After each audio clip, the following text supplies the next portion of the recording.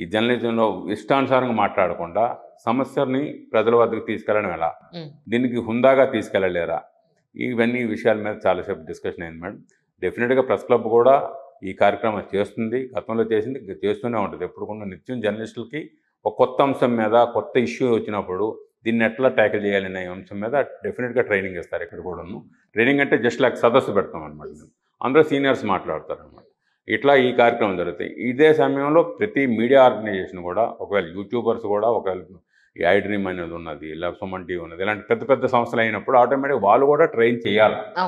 Train చేయకుండా డైరెక్ట్గా వదిలేస్తే ఈ అడ్డగోలు కాల్పులు చేస్తారన్నట్టుగా అయిపోతుంది అనమాట. అందు గురించి మనం జర్నలిజంలో ఉన్నాం, మనం చాలా బాధ్యతాయుతమైన వృత్తిలో ఉన్నాం. ఈనాడులో నేను చీఫ్ రిపోర్టర్గా, అసిస్టెంట్ చీఫ్ రిపోర్టర్గా ట్రైనింగ్ ఇట్లా రకరకాల పొజిషన్లో పనిచేశాను. ఏనాడు కూడా మేము ఎక్కడ హద్దులు దాటకుండానే పనిచేసాం. పనిచేసి తర్వాత అనమాట ఈ అభ్యంతరకరం మాట్లాడుతున్నప్పుడు ఎట్లా రాయాలి ఏంటి, ఒకవేళ మేము రాసినా కూడా సబ్ ఎడిటర్గా వాళ్ళు మమ్మల్ని ఇమీడియట్గా హెచ్చరించేవాళ్ళం. ఈ యొక్క లైన్ లేకుండా అయిపోయింది. అదే దాంతో ఈ ఇబ్బంది అంతా వస్తుంది. అందు గురించి మనం ఎప్పుడు కూడా జర్నలిస్టులు ఎప్పుడు కూడా నేర్చుకోవాలి నిరంతరంగా.